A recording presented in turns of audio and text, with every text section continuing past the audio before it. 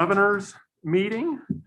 We have all 6 voting members, and our governors, and our student governor is present. So we have a quorum and we will proceed. First order of business, just inside your board book, right past the agenda, are the minutes from the February 25th Finance Committee meeting that we had in conjunction with our Board of Governors meeting. Do I have a motion to approve those minutes? So moved. Second. I have a motion and a second. Any discussion on the Finance Committee meeting minutes? Hearing none. All those in favor of approving the minutes say aye. Aye. Those opposed say nay. The minutes from the February 25th Finance Committee meeting are hereby approved. Next to that, in your board book, we have the minutes from our Board of Governors February 25th, 2021 meeting. Would entertain a motion to approve those board minutes. So moved. A motion, a second, and a second. Any discussion? All those, hearing none, all those in favor of approving the Board of Governors meeting minutes from February 25th, say aye. Aye. Those opposed, the motion to approve those minutes passes. Moving on, we will start with the reports of the Vice President. First up today is Academic and Student Affairs, our Provost, Dr. Doug Davenport. Good afternoon, members of the Board of Governors and those who are watching us. It is my pleasure to greet you this afternoon. And we are in perhaps the busiest season of the academic calendar. April is filled with lots and lots of activities. And believe it or not, we are preparing for commencement activities that will happen on May 8th. That will be Saturday, and we will actually do 2 commencement exercises this spring in Spratt Stadium. So however you wish to wish for, pray for, hope for good weather, we would appreciate that. And we anticipate that we will have 512 undergraduates and 45 graduate students attending those 2 ceremonies. And the reason the number is so high is that we, of course, did not host a winter commencement. And so we have invited fall graduates to join us for that. And many of them are doing so. They're very excited. I've talked to a lot of students, a lot of parents, a lot of grandparents as they have asked questions about commencement. And we are doing this in a safe and healthy environment. So we're excited about commencement. We are going to be joined by Commissioner Zora Mulligan, Missouri Department of Higher Ed Commissioner. She will be one of our guest speakers. And then we have a student who will be speaking, which is a tradition that we have for our spring commencement. And that is Brianna Reed, who is a convergent journalism major. So we're excited about commencement and hope that you can attend with us. I also want to mention that we have Masters Hooding, which is a special ceremony that we host. This will be on Friday evening at 7 p.m., also in Spratt Stadium. It is a wonderful time to recognize those individuals who have earned their master's degree, and we at that time provide their hood to them. It's a wonderful ceremony. We have a guest speaker for that as well, one of our recent MSN and MBA graduates. And so it's an exciting weekend, lots of activities that will be going on. In preparation for that, I just want to give a shout out to all of those who participated in a new event that we called Grad Fest. So this was a joint effort on the part of many of our units, including the Career Development Center, the Center for Student Involvement, Alumni Relations, and people who were involved in commencement as well. And essentially it became an opportunity hosted outdoors for our graduates who are preparing for commencement to come and get acquainted, to be prepared to move from student to alumni in all that it entails. So we're excited about that. That was a great event that recently happened. I want to update you on a couple of other things as well from the academic side. One is that we received a grant. This is a nursing education incentive program grant. We've received one of those before, and it was in the amount of $120,700. Dr. Jacqueline Gentry, the department chair of nursing, was the one who submitted that grant, and that will actually support our efforts with the simulation lab that's part of the MoExcel's grant that we received last year and built our simulation lab. So we're excited about that. I'm also excited to announce the inauguration or the creation of the Griffin Office of Applied Learning, or GOAL, which will be under the leadership of Dr. Mike Ducey. Dr. Ducey is our current chair of the chemistry department, and he will continue in that role, but he will be taking on leadership of this new office, which is intended to help us coordinate, celebrate, and expand our applied learning experiences for students. We know that that is crucial. That is our statewide mission. And this is a signal and a way in which we can help be better prepared for our students to do applied learning experiences on and off campus. Related to that as well, one final thing with regard to academic affairs, we had a successful multidisciplinary research day. This happens twice a year, and typically what you would think of it as is a poster session that we would host. It's usually over in Fulkerson, and because of our COVID precautions, we did it virtually. So those kind of events, when you do them virtually, they don't just kind of happen automatically. And so I want to give a shout out to the members of the Applied Learning Committee who helped direct that, prepare for it. It was a success. We had over 90 presentations, more than 50 of our students were involved. And by all accounts, everybody really appreciated seeing the good work that our students are doing in the area of applied learning.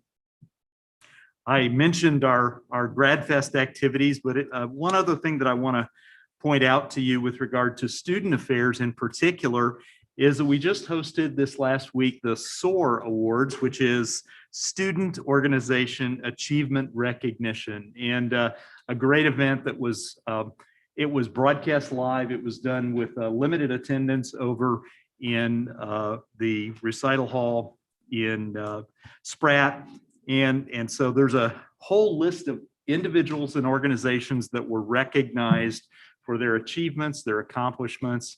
And it's nice to celebrate. I think that this year has been extremely challenging in so many ways, and it's wonderful to celebrate the accomplishments of our students and others as we end this year.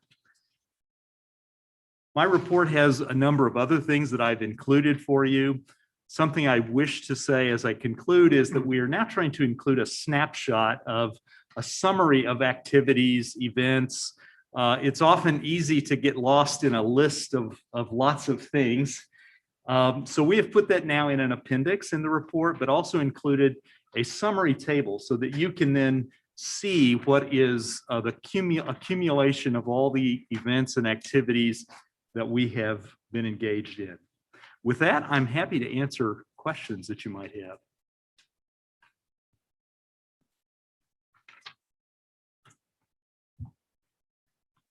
Dr. Davenport, I wonder if it's great when we see these things about receiving a grant. Could you maybe enlighten us a little bit on what the process is, or do we have any type of structure that assists faculty in trying to obtain grants, or is there limits on how much we can get? It would seem like that's fruit that we would obviously like to harvest as much as possible. So if you just kind of explain that to the board, how to process. Sure. And when we're talking about competitive grants, they're often at the federal level. So for instance, the National Science Foundation, or the National Institutes of Health, they are federal funding agencies that have very competitive opportunities. It's challenging, very difficult to obtain those grants. I can say that many of our faculty, particularly in the sciences, are engaged in seeking those grants. Many grant activities happen that you will never hear about simply because we apply but don't receive the awards. So many of them are very competitive. In terms of our resources to support them, we don't have enough. I can say that we do not have someone who's dedicated to grants seeking and grant writing. That is a need that we have, but we try to provide support. So Dr. Brian Cronk, who's currently the director of the Office of Grants and Sponsored Programs, of course, he does that in a very part-time capacity. That formerly was something that I did as associate provost. And I used to joke that the Office of Research and Grants was my office. You just happened to see a different label on it. So we, over the last number of years, have really provided very limited support to faculty and others seeking grants. And I must say that we still have folks who apply for grants, and it often takes many hours of work to prepare an effective and competitive grant proposal. I would just, if we could, that could be something that could be looked into. I mean, maybe as a board, we would consider prioritizing that, if spend money to make money, and if we can assist our faculty within that. I know there's different kinds, like the MoExcel grants, are different than this, and maybe it turns out to not be cost effective, but it would seem like that would be information that would be useful for the board if they're to find out if that's something that maybe we should prioritize a little more and help out with. Absolutely, that is a sound investment. I must say, for MoExcels, lots of people on our campus were engaged. We could not have done it without the assistance of Mosaic's own grant writer in that case. Any other questions for Dr. Davenport? Thank you, sir. Next, we will hear from Dr. Melissa Mace on enrollment management.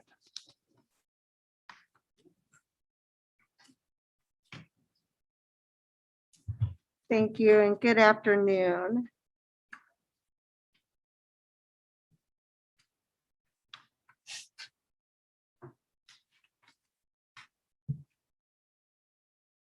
All right. Chairperson Teeman, governors, President Kennedy, colleagues, and Missouri Western community. Thank you for the opportunity to share the work in and around enrollment management. The Office of the Registrar just filled the open position of Graduate Records Coordinator, and that new staff person will begin their duties on May 3rd. And the Office of Admissions recently received a resignation from one of our experienced admission counselors with a final day in the office of April 30th. And the process of filling this position has just gotten underway. I'm extremely pleased to report the progress on Slate implementation, and I believe you will be pleased as well. As you may recall, Slate is the Customer Relationship Management System, or CRM, that Missouri Western purchased last year.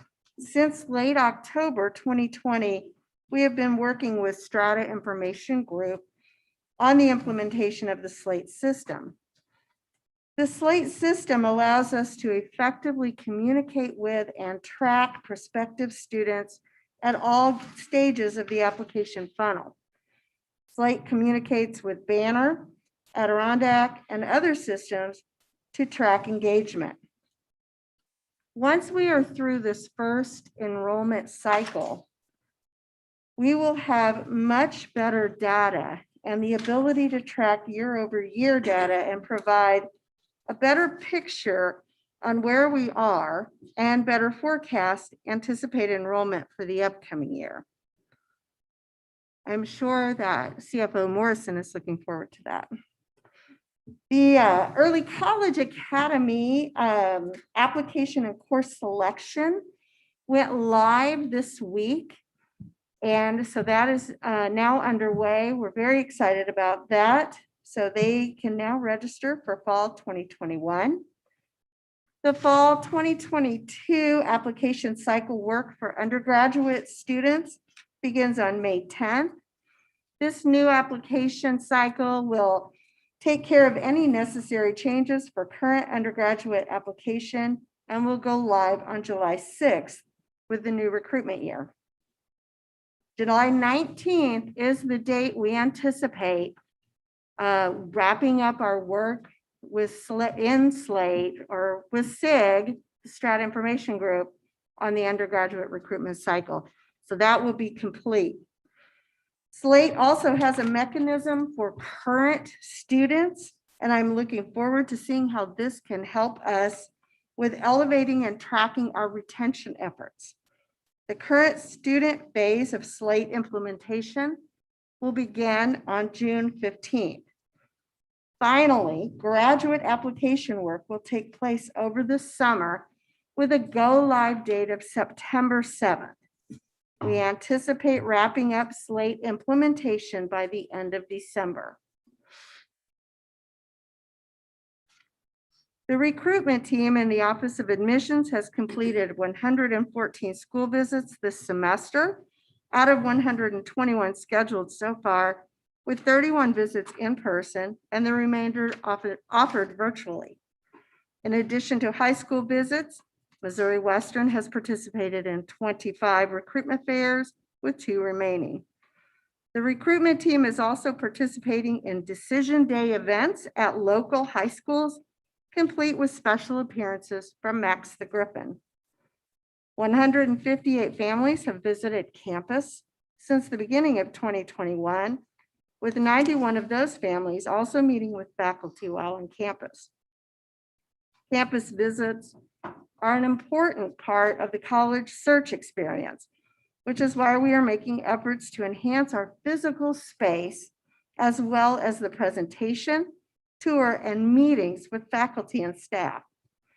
As we launch the next recruitment cycle, we will include a campus visit survey to better gauge the campus visit experience through the eyes of our visitors and work to create the best visit possible.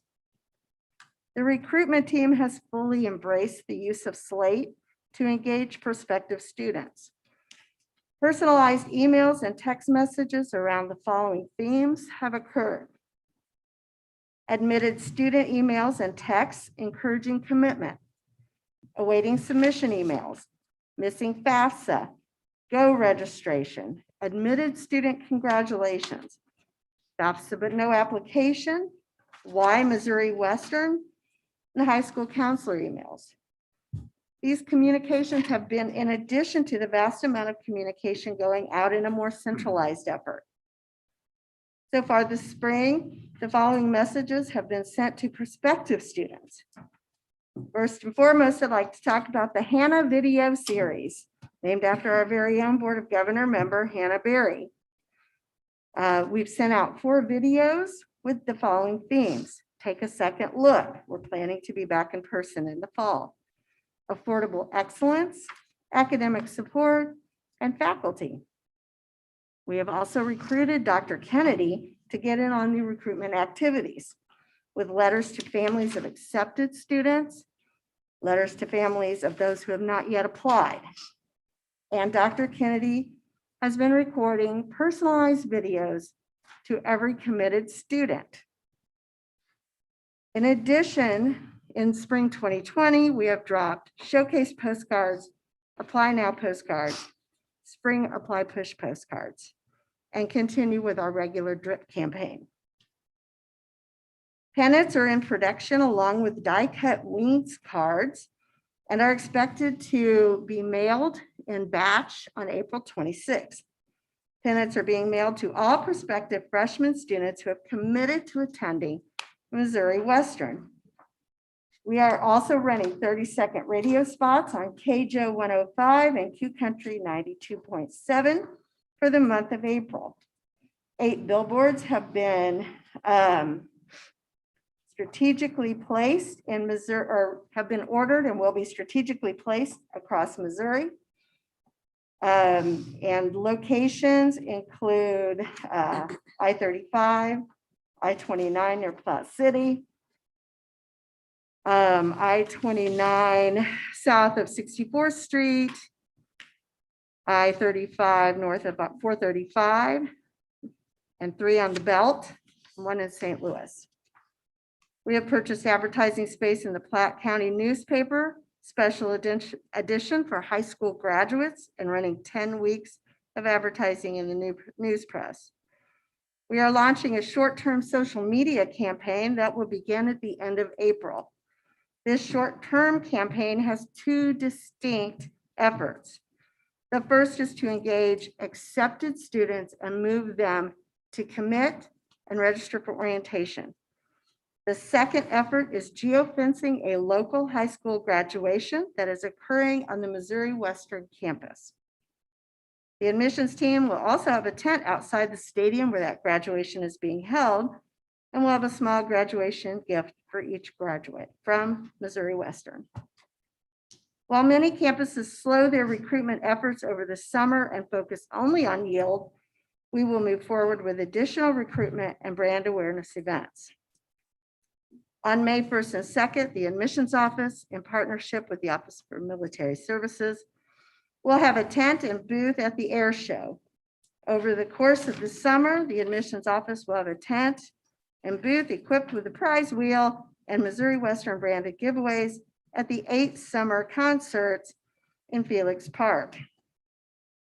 Summer melt is an enrollment term used to describe committed students who melt away to other schools over the summer. Therefore, we must be intentional with how we communicate with our committed students and track their engagement. We are currently developing a summer melt campaign that includes the pennants mentioned earlier, as well as a series of live virtual events focusing on fun topics related to starting college. Griffin ambassadors are sending postcards, and we are building a framework now for academic departments to engage with students who have indicated an interest in their major.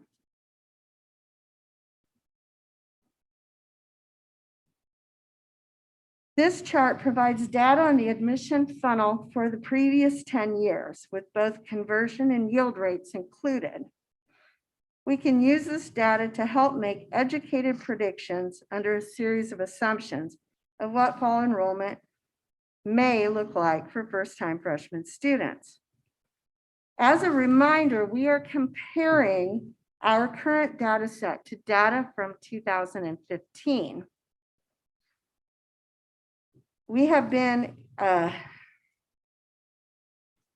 been consistent with 2015 over the past 7 weeks, running about 11% behind the 2015 data. Given these assumptions and based on this week's data, it is possible that we will be slightly up in enrolled students over last year. This is calculated with a 33% yield rate, something that at this point is very difficult to determine with pinpoint accuracy. Current student registration for fall 2021 has begun. This is current data. To get the word out to students, several efforts, including door hangers in residence halls, table tents in several buildings on campus, large ad in the Griffin paper, notices on Handshake, etc., have all been done to motivate students to register for classes. Additionally, members of the marketing and admissions team held a pop-up event in Blum Student Union to remind students to register prior to leaving campus after the semester. Efforts will continue throughout the spring and summer. Academic advising will become a mostly centralized effort beginning with the fall 2020 class or 2021 academic year, Most freshmen will be advised through the Academic Advising Center. One of the key reasons for this is working with students who are struggling in the classroom based on notifications from faculty. Advising students holistically is critical for getting them to the services they need so they can remain in school and achieve their goals. Academic support is charged with supporting current students through tutoring. As you will see in the board book, the center offered 2,323 hours of tutoring this academic year in both the in-person and virtual environments.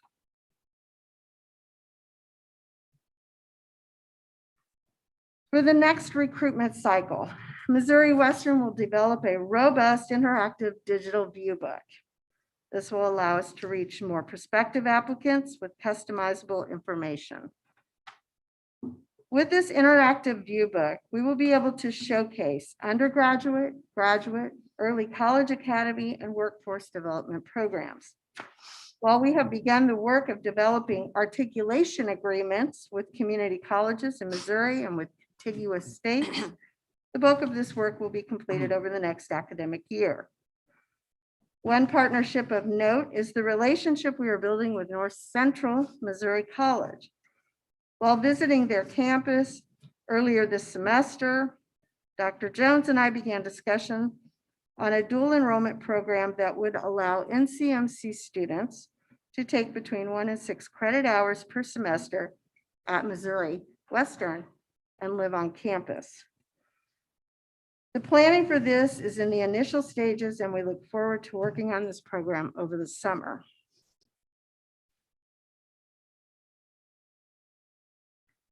Beginning in July of 2021, the Global Center will take on a new name, Office of Global Engagement.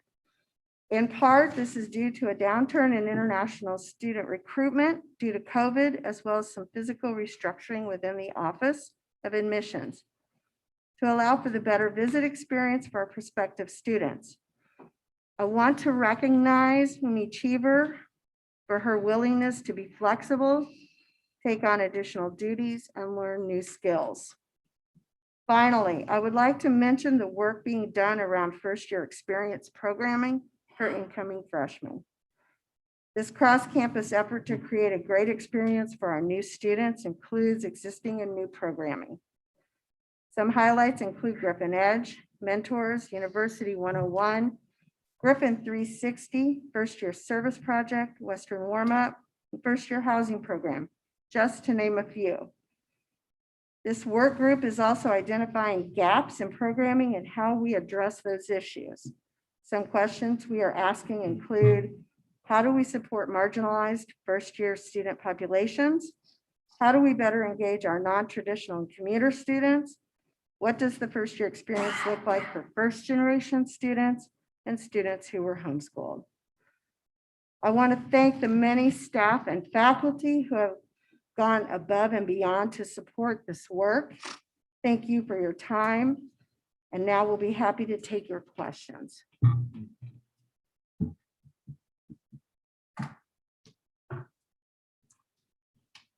Dr. Mace, during the financial report, Mr. Morrison had his projections up there, and I believe that was an 11% reduction in Overall, revenue. in enrollment. Yes. Mhm. So is that, I guess, kind of two-part, just, is that meshing with what you're seeing? It looks like from our report you gave at our last meeting, like we're trending in the, you tell me which way we're trending, because it's, Sure. So let's focus thought the first numbers look on, better then.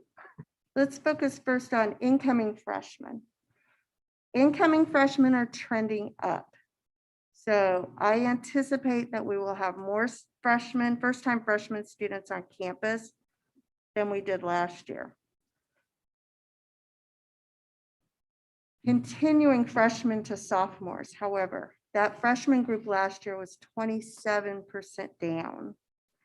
And so as they progress to the sophomore year, it is that gift that keeps on giving. as far as continuing to be down. So we have a lot to make up for that 27% decrease in the freshman class last year. That calculates into Mr. Morrison's 11% down overall. So at this point in time, I believe he mentioned earlier, he's planning on pretty much a flat in like new enrollment as a conservative estimate. I think that's wise at this point in time, because while I do believe we will be up in freshmen, I do not know how we will end up with transfer students. Graduate student enrollment is looking positive, but we also have to look at returning or re-enrolling students as well. So there are a lot of student populations we're keeping our eye on and working to grow those enrollments.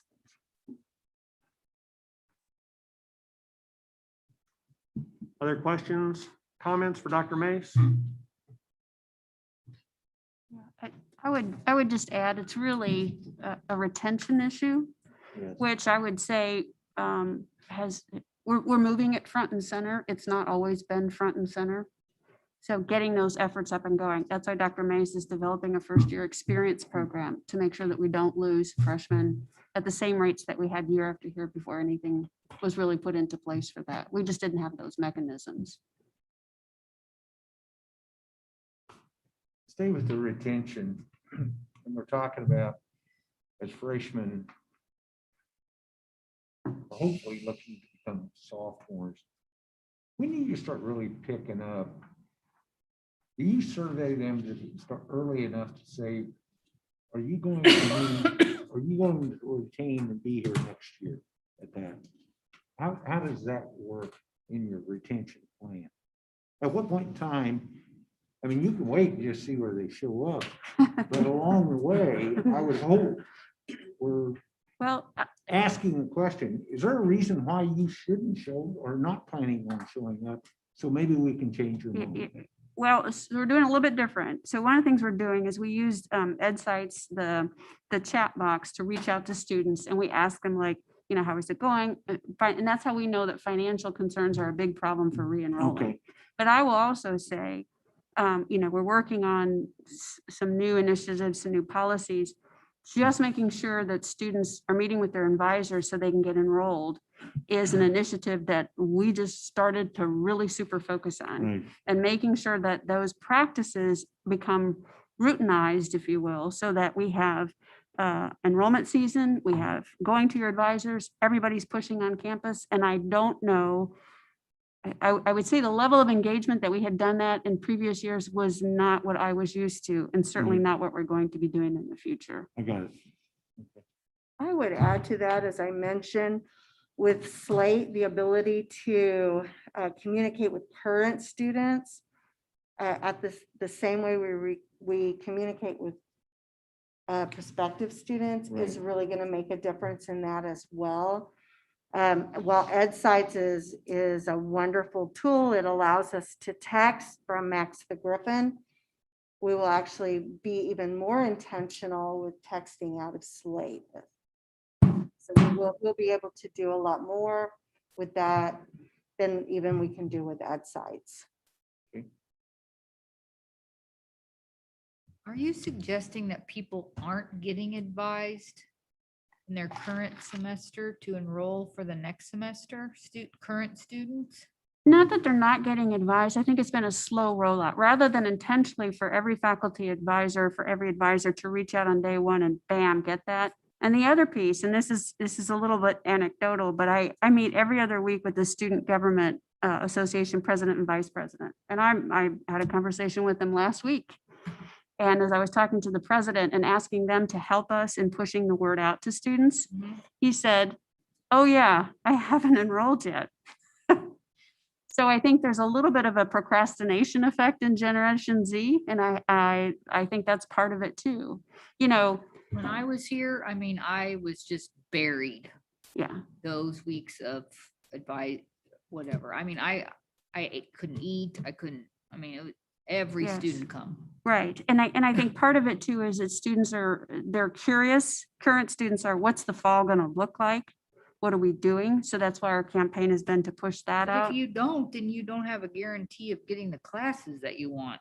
That's part of our message as well. Yes. Yes. Oh, dear.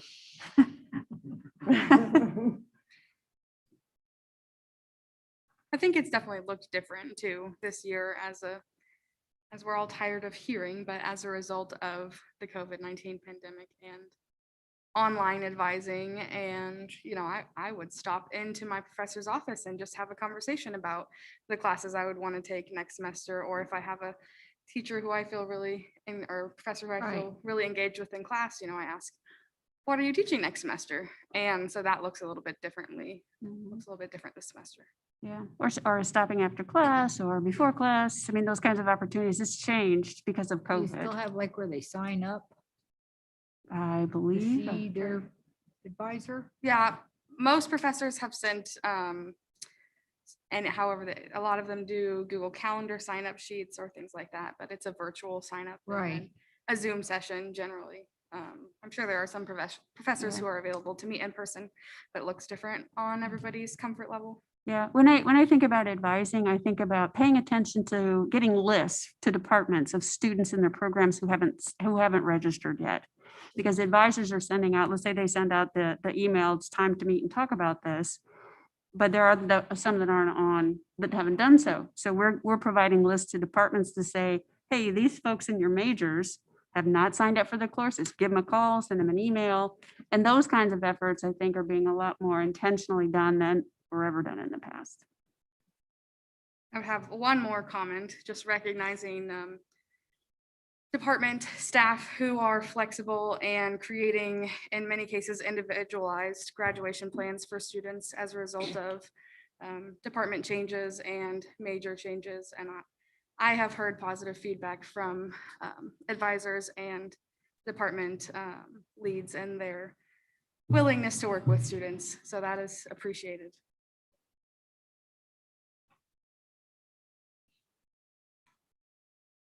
Thank you, Dr. Mays. Great, thank you. Next, we will have Dr. Josh Looney to talk about athletics and update us on university advancement.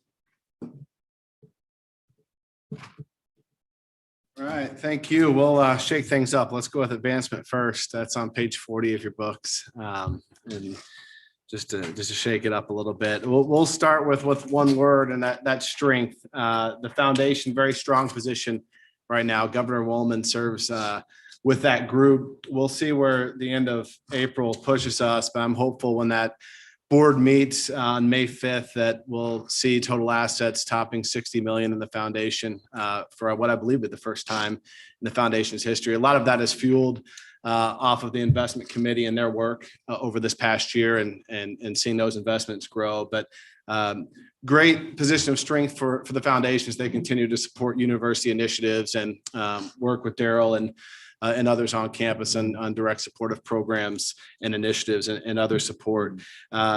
The distribution rates and management fees, the board there voted to remain unchanged. So we'll continue with the 4% endowment draw to support the university and a 1.5% management fee for 21-22. Some great news also. We focused a lot on the development side with our annual fund, and specifically Kim Weddle, Patty Long, Chrissy McCann, and I've talked about this for several weeks, several months, probably since December, about Western League for Excellence and a push to bring that back to life in that drive. And what we've seen is at the end of March, we've been at 121% of our revenue goal, which is great. But now a new bar has been set, and our group got together this week, and inspired by Kim and Chrissy and Patty again, we are very close to having the best unrestricted fund giving year in the last decade, the foundation. We need to raise about 10 to 15% over these last few months. We think it's attainable. And so now a new bar and a new goal. And so a lot of great things to report there. But I just, again, in a pandemic year with Staff including have had interim role that I'm playing and others as well in the foundation. Just that group has stepped up and delivering on some great numbers as we continue to support the university. We've also launched in partnership with our academic deans a mini fund a need campaign here over the last few months of the semester. Listed in your programs are what those funding needs are: Wilson Hall study student areas, upgraded computers for the fine arts digital studio, science and health seminar series as we return to normal in the speakers series for that group, as well as replacement flags for the large beautiful flag on the Bill Snyder Pavilion that will be flying proudly over commencement here in a few weeks. Speaking of commencement, one thing that alumni has launched, I think it's a neat deal, is a legacy cord initiative. So they partnered in GradFest this past year, and now there'll be special cords for anyone graduating beginning this May and onward for forever who is a legacy, whether their parents graduated, grandparents, which will be a neat deal to have Griffin pride at commencement and show off that pride. And then we'll finally have our first donor event in person on May 11th. And that is a donor appreciation event. It will be outdoors.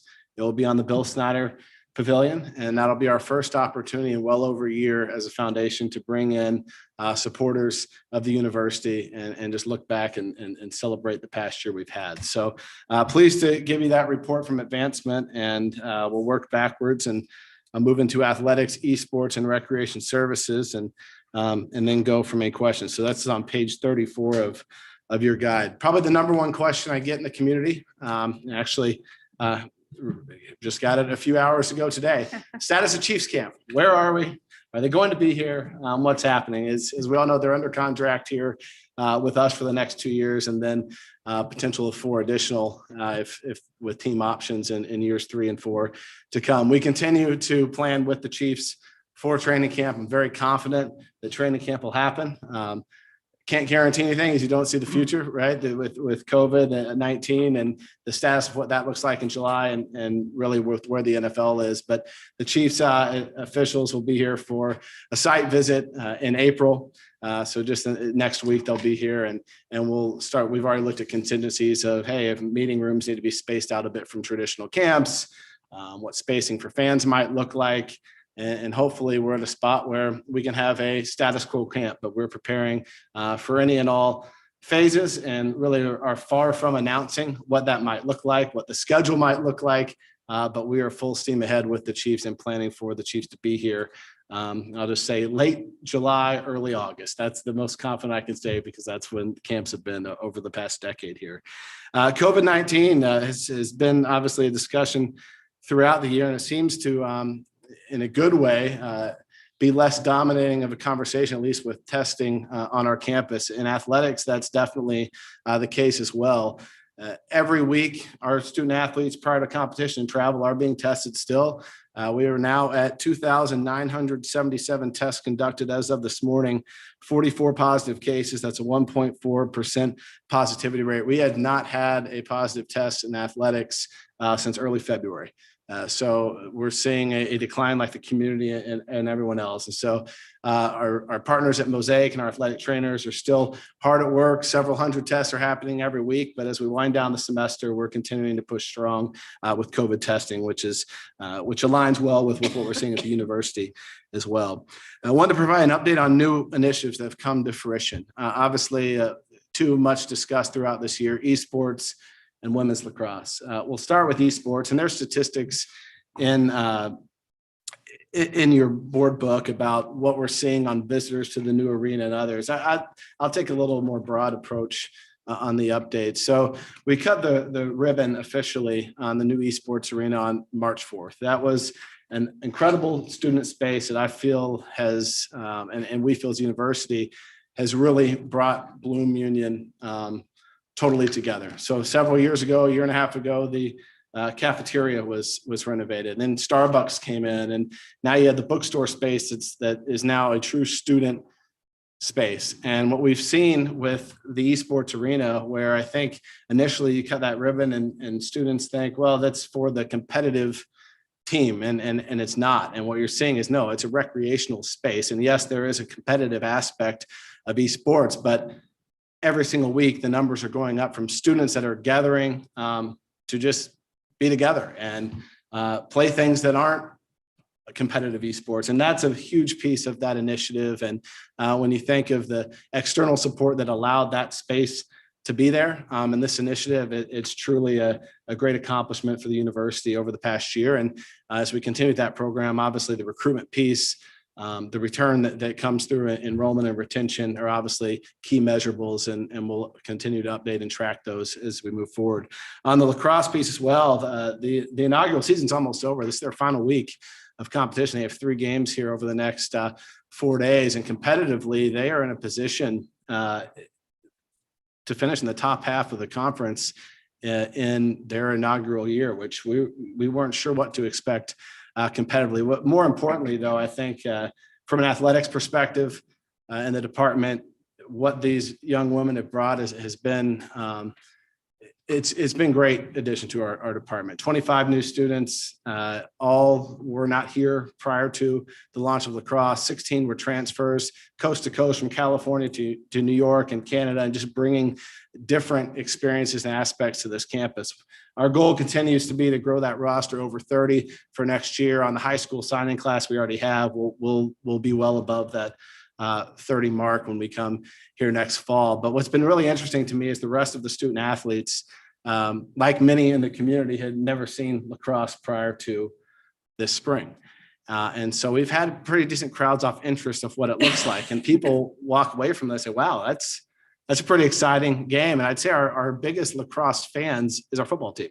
Our football guys show up for these games and they sit right there in the front row and they're excited. And there's been a great relationship between those two programs, and it's been neat to see.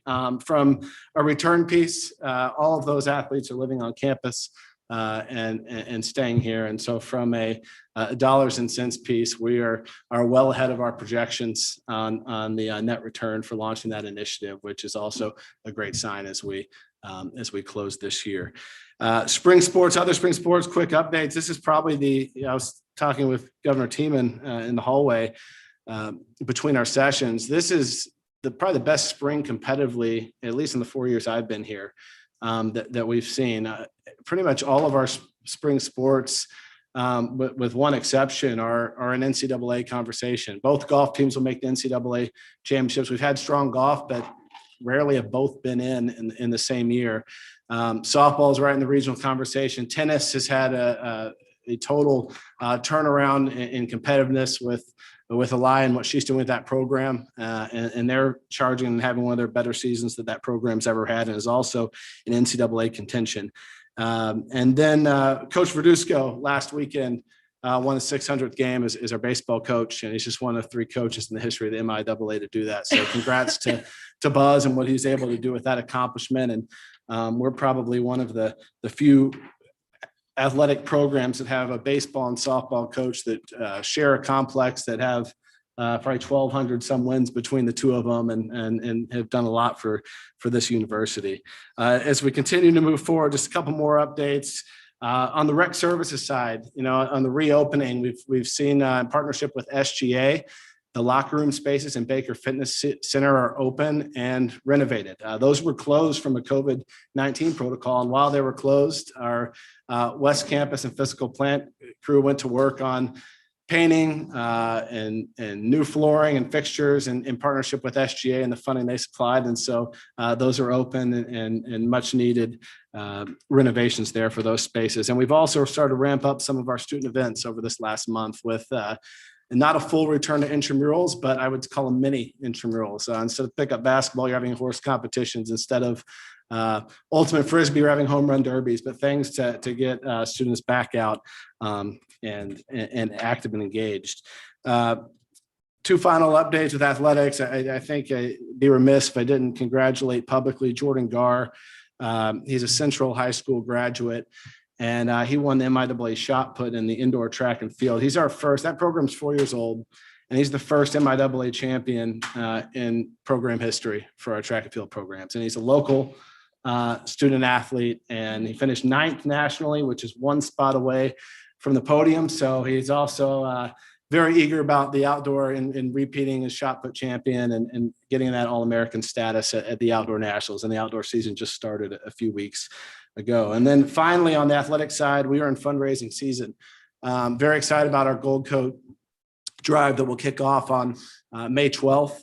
We had our best drive ever last year as far as revenue and total members. And fortunately, even despite our seasons the way they were this year, the majority of those stayed with us. And so with our basketball program coming off its best MIAA finish in 20 years and a return to the NCAA tournament for the first time in 11, a lot of excitement around our women's program, and then football coming off back-to-back bowl victories. We feel really good about those three sports and how it ties into our Gold Coat campaign, and look forward to returning to increased and full capacities of our athletic events next fall and winter. And then finally, in June, our biggest fundraiser of the year in athletics, in partnership with the YWCA, once again, we'll have our charity golf auction and tournament. The auction and dinner is supported by the St. Joe Frontier Casino. That is on June 5th. We will maintain a virtual auction off the success we had last year with that, but we will still have a gathering for that. And then the golf tournament is full and sold out, which happy to say, and that's on June 7th at the St. Joseph Country Club. So those are the updates for advancement and athletics, and I'll field any questions that the board may have.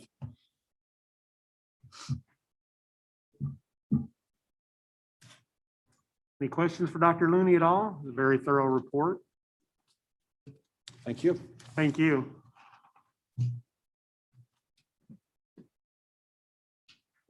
Next, we will have our Chief Financial Officer, Daryl Morrison, give his report on finance and administration. Good afternoon, everyone. Again, I feel like the gift that keeps giving this afternoon after the Finance Committee. Just a couple of things outside of the finance area for you. Our physical plant team is working extremely hard preparing. They were moving along on a lot of the ground and things that we were doing, getting grass, until an unanticipated little snow shower came through this past week. But they'll continue on doing that. We've got a lot of in-house projects going, painting and some renovations and things like that. So they're working extremely hard. This afternoon, I'd like to take a moment and just say thank you to that team and to our custodians who go unrecognized oftentimes for the little things that they do to keep us clean and safe, and especially during this pandemic. So thank them for their service. Technology, HR, all these areas, we're just staying extremely busy. You have my report in your book beginning on page 43. So happy to take any questions on it. There was a question if we could come back. Let me find my note on that. There was a question in the Finance Committee, and this is regarding a report that was given concerning some bids for parking lot replacement. So let me get my list, if you'll bear with me.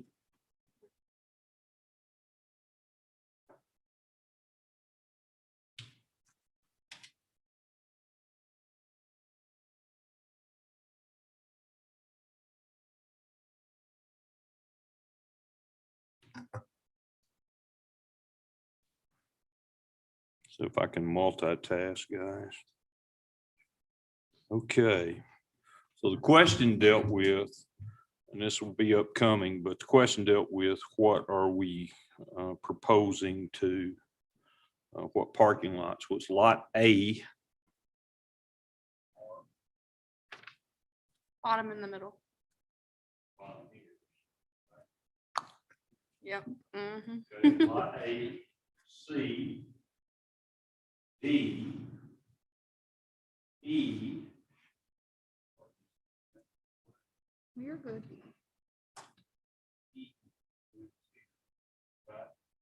G, here, F, I,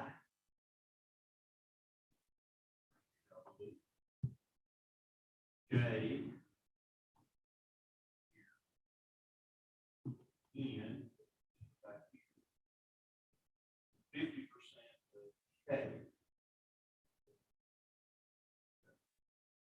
along with the Wilson Service Drive. Right? And Looney Service Drive.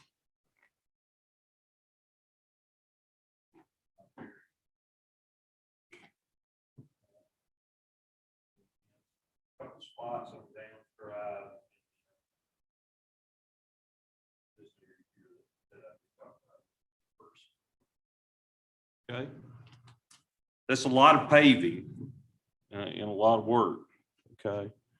But that's what we're looking at. We're also doing some curbs in front of Easer, Fulkerson, and Blum Union. And a lot of that will help alleviate some ADA problems that we have and some other things. So there you go. Any questions on that? Why those and why not some of the others? Because they're the worst of the worst. Okay.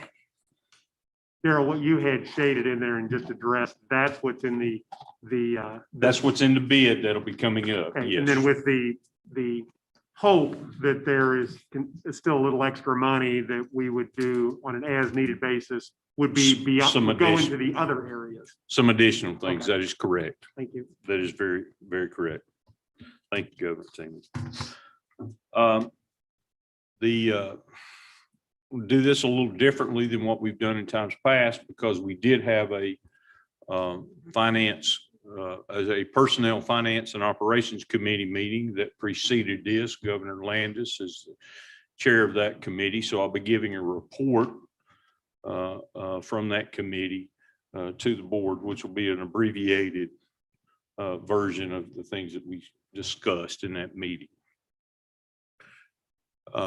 This was our agenda for that meeting. And so the financial update, we all know, we talked about it. We're back on balance. We talked about wrong slideshow, I believe, Corey. Too many slides.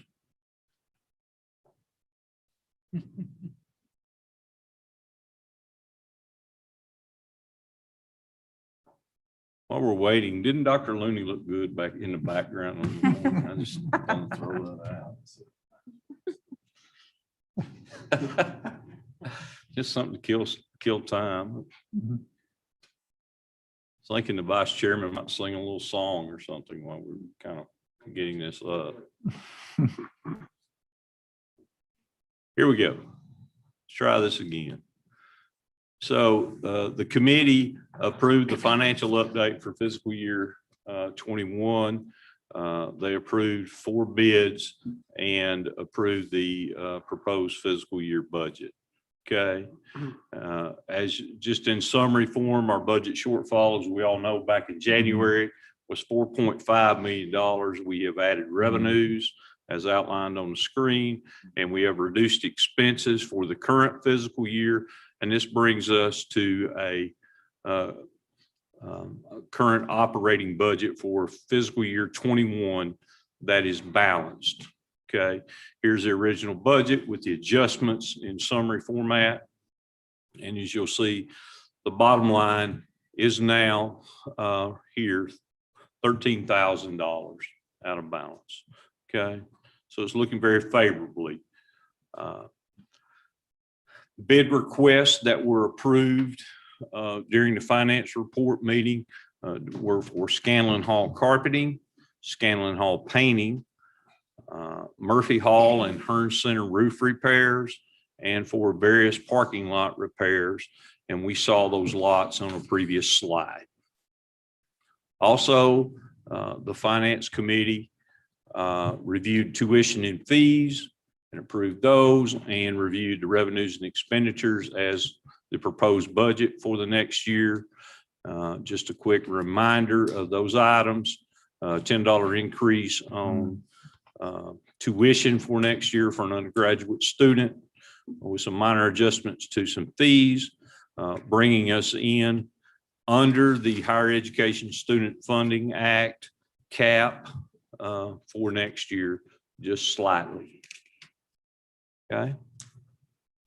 Along with that, the budget was improved. The budget made these assumptions: tuition and fees, flat enrollment using our current retention rate, We have some additional grants and contracts funds, and then some additional auxiliary revenues that we are anticipating receiving in the next budget year.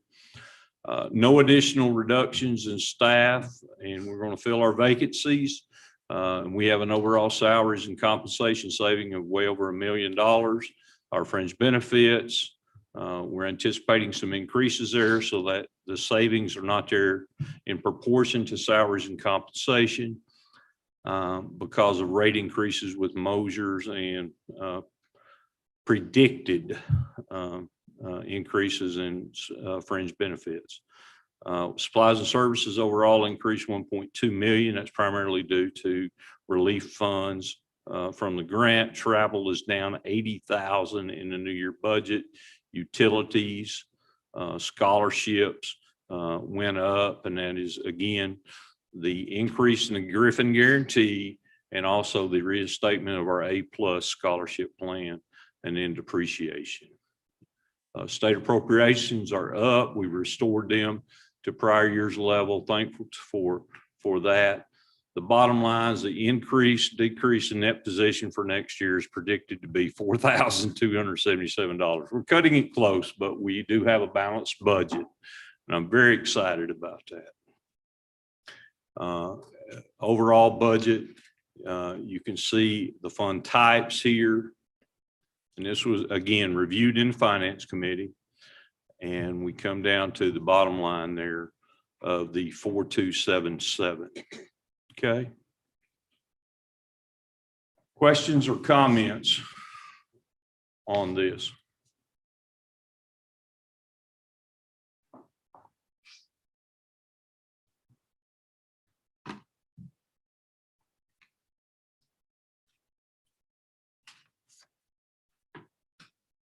Hearing none, it would be in order to approve the Personnel Operations and Finance Committee report. So moved. Okay, we have as presented by the Finance Committee, they have taken and had motions on all of these various issues and topics as presented by Mr. Morrison. Now, I would entertain a motion to approve the financial report that has been presented along with the 2021-2022 tuition, required fees, room and board rates, the fiscal year 2022 operating and auxiliary budgets, and the various contracts that the Finance Committee is recommending that the board approve. Do I have a motion? So moved. Second. I have a motion and a second. Is there any other discussion on these financial matters presented? Hearing none, all those in favor say aye. Aye. Opposed, say nay. The motions as presented are carried. Thank Thank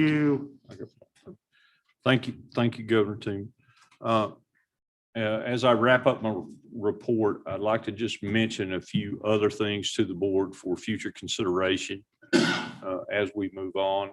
Now we'll have back-to-back after we've amended this year's budget to balanced, and we'll have a balanced budget for next year. So one of the things that we need to think about in the future will be the removal of our state of financial emergency designation that was made by this board over a year ago, and when's the time to do that and remove that. I've had some discussions on this with Dr. Kennedy, and we believe, and I believe, that it's a little premature just because we have a balanced budget right now. I think there's a couple of things that we need to consider before we remove that designation. While we're certainly moving in the right direction, and we feel that we need to make sure that we're comfortable with where our fall enrollment lands in relationship to our budget, and gather as much information as we can about the future of state funding in that budget. I was asking the Finance Committee by Governor Norton, what are the risks involved with the FY22 budget. Those are the two primary things, right? Tuition and fees, our auxiliary revenues if our housing dips below projections, and of course, state funding. But that is something that we will need to consider if things continue to move forward. And so I want to get that information out there so that you can begin to think about that. The second thing is that we need to continue to look to replenish university reserves. Now, there would be some pushback by some on this, but the bottom line is it's my strong belief that the university needs reserves, okay? Rainy day funds are what they're often called in state government, but you need to have a reserve so that when things break, you can correct, you can fix. Secondly, when you have dips in enrollments and things like that, you can make adjustments and bring yourself out and twist and turn without having to completely dismantle everything as you move through a process. So they're vital to this. And then the third item is employee compensation. Our employees work extremely hard. I'll just say it. And they have been through a lot over the last couple of years in particular, and they are going on over 4 years without even a cost of living adjustment, much less a merit adjustment of any point in time. So as we move forward, we'll be looking for ways to address these items, okay, and what we can and cannot do that is fiscally responsible in the future. But we as an administration, Dr. Kennedy, myself, others that sit behind me, we're very cognizant. We want our employees that are watching to know that we're very cognizant of this fact, and we're striving for those things. Okay. Any questions or comments for me? That will conclude my report. I will have a comment to that. I completely understand you're not ready to make a recommendation for any of those things yet, but the fact that those are on an agenda to even be discussed is tremendous for everyone involved. Those of us that have been here for a while, a year and a half, 2 years ago, that wouldn't have even made it onto a slide, let alone even had us thinking about it. And there is a lot of work to do yet, but we also need to step back and celebrate when positives are happening here and recognize and support the people who have worked very hard to get there.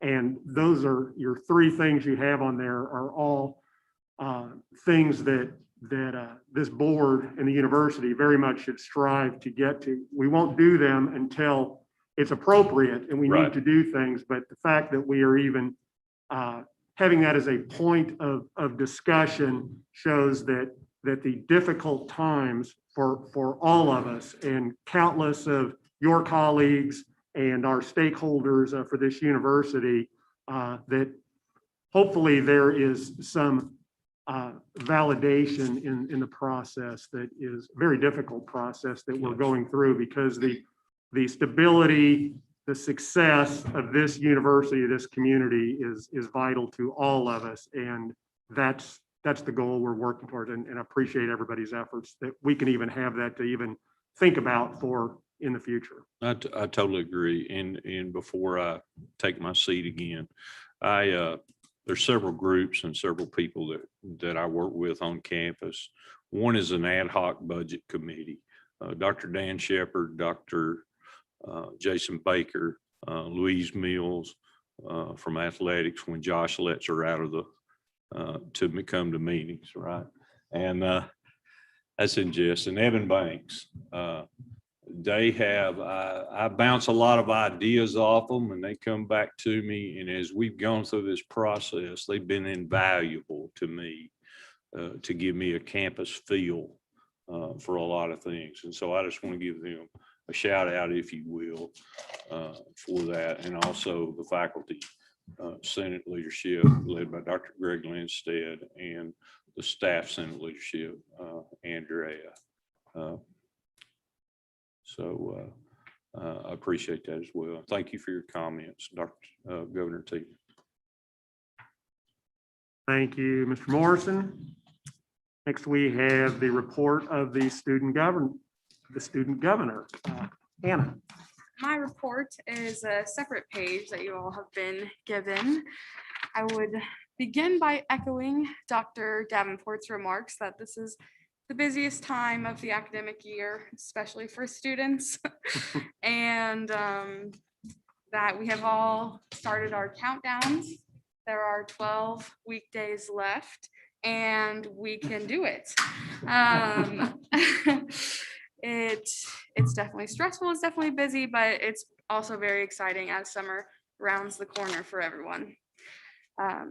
Students across campus, April 12th marked the date that all Missourians 16 and up are eligible for the COVID-19 vaccine.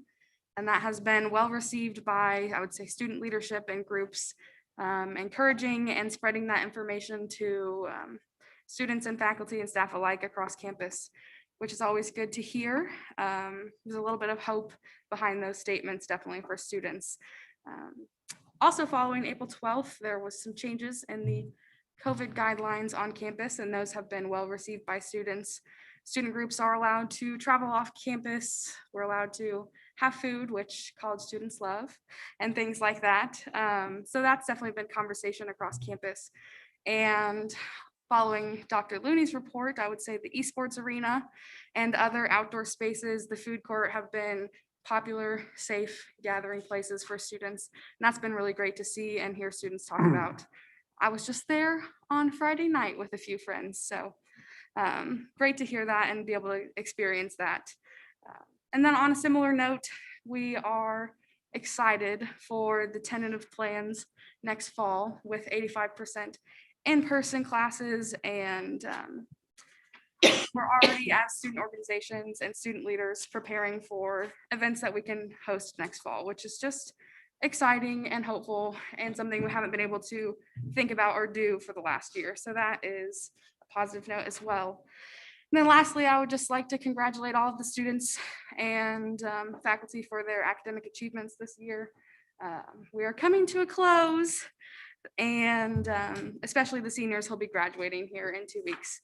So I'm proud of our university for their perseverance, everybody that has contributed to that, and excited for what next fall will look like. With that, any questions? Hey, thank you very much, Hannah. I have to update my script sheet here of who the report's from. That he did delete that interim term. I saw that, yes. Next, we'll have the report of our president, Dr. Elizabeth Kennedy. Okay, well, thank you. Good afternoon. Thank you, Chair Teeman, Vice Chair Eversole, governors. Just to repeat for Governor Barry, yes, 2 weeks left in this semester, 1 more week of classes and 1 week of finals. And as I have said all during this past academic year, let me once again offer my gratitude to the hard work of our entire campus community, to our faculty, our staff, our administrators, particularly the cabinet, the leadership that they have shown to us, to everyone in keeping Missouri Western safe, healthy, and operational. Now, none of us will ever forget this most difficult year, and nor should we. But equally important is that we should remember how our shared efforts and our strong commitment to each other and to Missouri Western made it possible for us to come this far. I am particularly grateful for the continued work of our entire COVID-19 response team, which has been led by Coordinator Dr. Harris, along with Dr. Graham and Dr. Clapp, and to the work of the student organizations, as Governor Barry mentioned. Their efforts to reach out to students, current students, to get vaccinated is very important. The COVID-19 response team will remain active over the course of the summer and into the next academic year, and will continue, as will I, to monitor guidelines from our local, regional, and national health agencies, and to stay abreast of research and best practices. We will follow the science in order to keep us safe. That said, our COVID-19 cases here at Missouri Western dropped 83% among students and 71% among employees from the end of the fall semester to where we are now in the spring semester. Currently, we have 2 cases that are students that are off campus. Considering those numbers, and given the current status of the virus in our community, we believe that safe relaxation of some of our COVID-19 related restrictions are now possible, particularly as you've heard from other reports related to the use of our facilities for a variety of activities, for events, for both internal and external constituencies. You've heard about some of the activities we've hosted: university awards, recognition ceremonies, research presentations, spring banquets, summer youth sports camps, just to name a few. And let me remind you one more time, we will be having commencement ceremonies, which I'm very happy to have. In terms of the fall semester and what we are planning, as we shift more towards pre-pandemic levels of operation, here's where we are. We have 85% of our courses to be delivered with face-to-face instruction. 70% of those will be fully face-to-face, with the remaining 15 representing a hybrid delivery format. That leaves about 15% of our courses that will be offered 100% online. That's typical for what we do in an online format. We have always had online courses. We have online degree programs. Therefore, we will have those courses offered that way. I also want to mention the work of our Office of Student Affairs. They've developed a fall 2021 student programming calendar, which to date has over 500 activities planned. And I'm incredibly excited to participate in some of Missouri Western's traditional events, such as the R. Dan Boulware Convocation on Critical Issues, Western Welcome, Homecoming, and to witness the vibrancy that events such as Greek-like recruitment, fall and winter sports, our student organization activities and engagements, our career fairs, and so many other student-centered activities will bring to our campus. And I invite the governors to share in our excitement and to participate with us as we push towards our fall 2021 plans. I also wanted to mention I was interviewed by KQ2 on Wednesday, which also included a positive interview from one of our current students who was talking about how safe the campus was. It was getting better and they were looking to fall. And I wanted to point out, I think I was on KQ2 before Green and White Friends Up North were announcing our plans, which it's happy to be leading instead of following sometimes. And we're also rolling out this messaging. You've heard from Dr. Mace about some of the advertising we've done, and you should start to see some of that in the very next week or so. We've also continued working with Greg Hatton, the marketing and communications and inventions teams. You've heard about some of those activities. I also want to point out that as we begin enrollment for our current students, to date, we've had over 1,700 students who have been through advisement. So we are working to beef up those efforts. And thank you to our faculty and our advisors who are working very hard to get students in. And our recruitment efforts for new students, as has been mentioned, is beginning to ramp up. Our Griffin orientation dates, which will begin in June and run through August 7th, will also be exciting. So in short, we're headed in the right direction and we are moving forward with sure direction and clear purpose. A couple of other items I'd like to relate to you. Recruitment of new students is directly connected to the degree programs we have. And I'm pleased to report that the university has submitted 4 new academic programs to the Missouri Department of Higher Education and Workforce Development for their review and approval. We have a new Bachelor's of Science degree in cybersecurity. This was developed in collaboration between our computer science faculty and one of our distinguished alum, Mr. Frank Lusiska, who was recently featured in the February Missouri Western State University Alumni Magazine, who's an international expert in cybersecurity. We have sent down a Bachelor's of Science in Respiratory Therapy, which will become part of our program offerings in the College of Science and Health. Notably, Chair Teeman asked about grant proposals. We submitted about a $1 million grant proposal to Governor Parsons' GEAR Excels grant funding call, and we should have more information about our award of that in early May. Funding here would assist in the development of the respiratory therapy lab space and help us increase our footprint in interprofessional healthcare arena. And from the College of Business and Professional Studies, our School of Education has submitted a certificate in early childhood education. This certificate will provide the necessary credentialing for individuals who are seeking entry-level positions in this field. You'll note early childhood education has been specifically targeted in the Biden-Harris Rescue Plan and funding. The other piece that we offered is a Master's of Arts in Teaching. And this is important because it addresses another workforce shortage, which is the availability of teachers. The Masters of Arts will allow individuals who have a bachelor's degree to then come for the master's program and be able to get certified and become a teacher. That's a wonderful way to enter.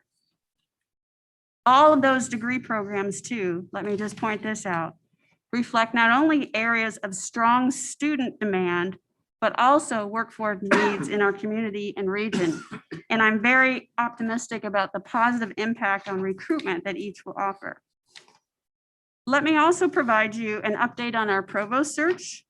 Following Dr. Davenport's announced retirement, I have secured the services of Academic Search, which is an executive search firm that specializes in higher education placements. Dr. Eric Rickmeyer and Jerry Hunter will be coordinating the search with this on behalf of the firm. To date, I've discussed the provost search process with the appropriate university constituencies, cabinet, faculty senate, executive board, staff association, student government, and have provided information to the campus during the April 9th, 2021 town hall meeting. We've assembled a search committee and developed an itinerary as Drs. Richtemeyer and Hunter will be on campus next Monday and Tuesday to initiate the provost search process. They'll be meeting with several groups in addition to administration, faculty, staff, and student leaders to gather input on the key skill set desired for our next provost. I've also engaged with the registry, which is a highly respected higher education search firm that specializes in temporary executive placements. They have delivered or will be delivering rather a set of candidates to serve as the interim process. And as we work through that, I will have more details for you. I am confident by working with Academic Search and both the registry that we will be able to fill both the temporary and the permanent position of provost as we move forward.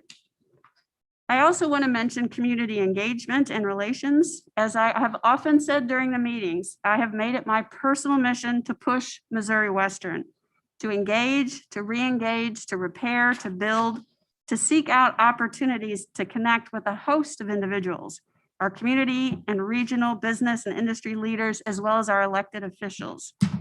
Since the second week of September, I have had 125 such appointments. And these have been great opportunities to plant the seeds for our future support, collaborations, to help widen the lens, if you will, through which others view the university. March 22nd to 23rd was the last I visited Jefferson City, met with our regional state legislators to discuss the Missouri Western budget and other priorities. And although the Missouri Senate is finalizing its work on the budget this week, the signs are pointing in a positive direction for Missouri Western and higher education in general. In general, I am very hopeful about what we will see in terms of our state appropriations. While I was there too, I also met with the Missouri Veterans Commission, where I spoke with Paul Kirchhoff, retired colonel, who is the executive director, and Melissa Skinner, who is the director of operations. I've been able to connect them with our Center for Military and Veteran Services, and I was very pleased to inform them that our center, or that the university rather, has been named a military-friendly school and acknowledged through their Gold Award. That's wonderful. We continue to work with our state legislators, Commissioner Mulligan and Kofi, related to the recently passed American Rescue Plan Act.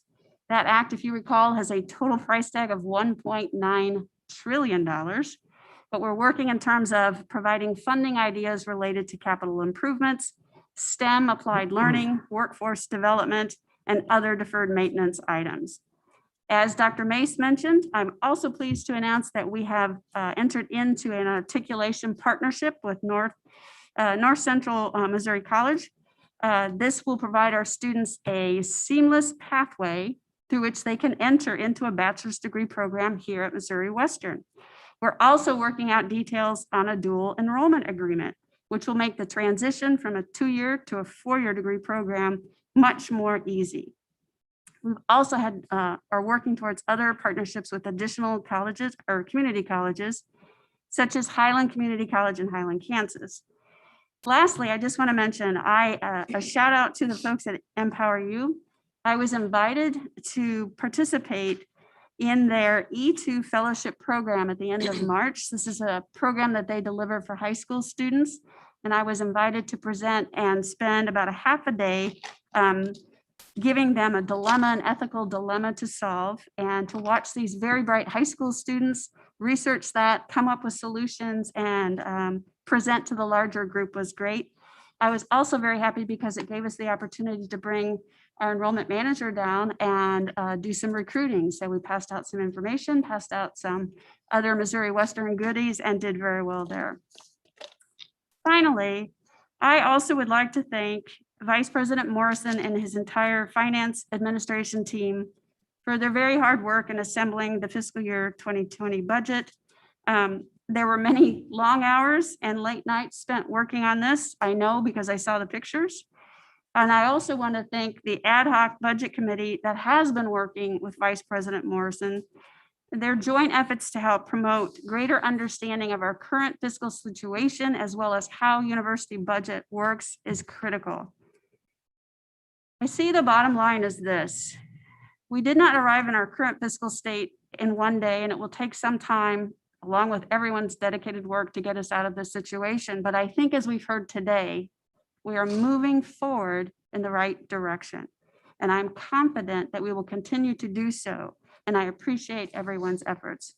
And with that, I am happy to take any questions.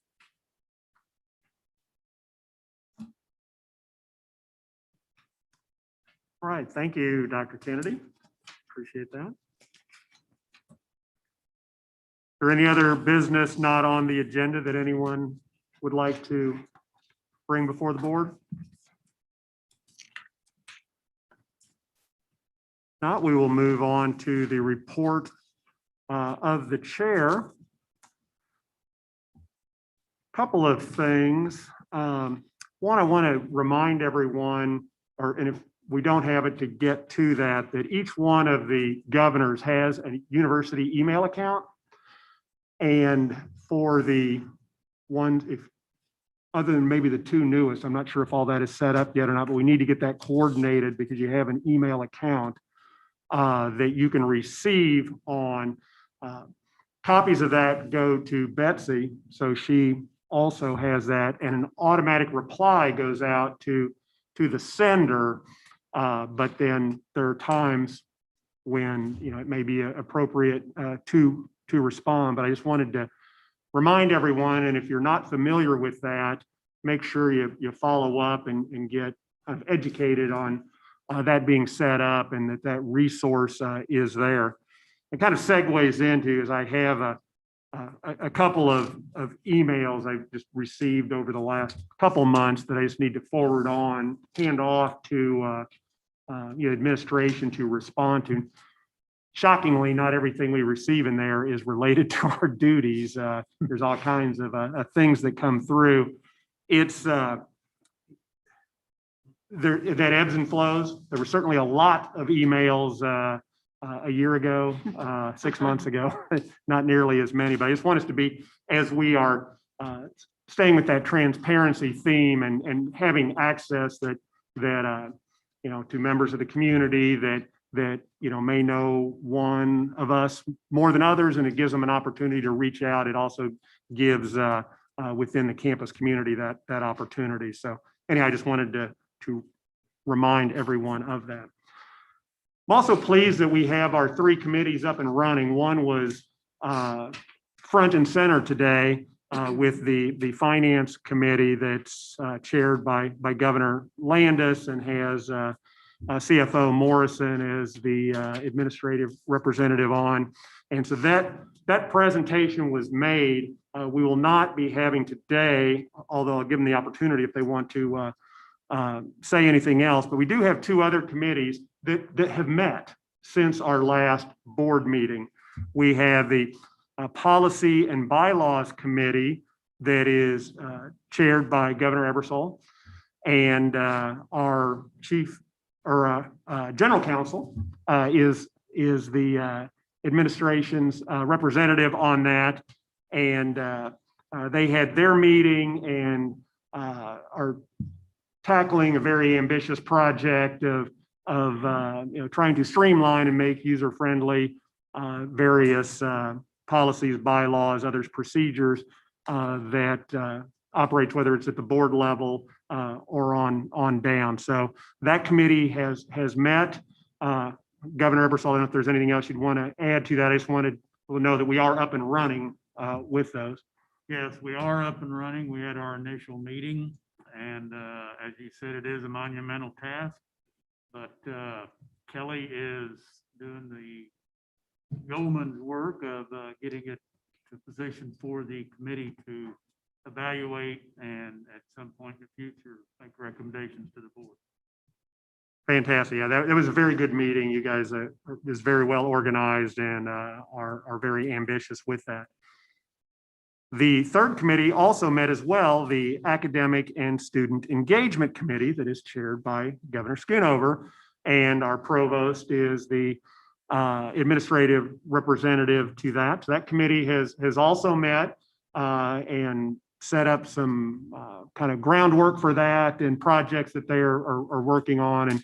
And as we progress, that we look forward to having committee reports at our board meeting. But I don't believe there's anything official to report with that, but No, I Governor just Schoonover. was going to add that we did lay some groundwork down and some things that we want to look at. And I personally, said that I wanted to look into the degrees that we kept and see where we're at in those with numbers and all, and just our academic programs, and then also reach out to Hannah for the student involvement also. Right. So.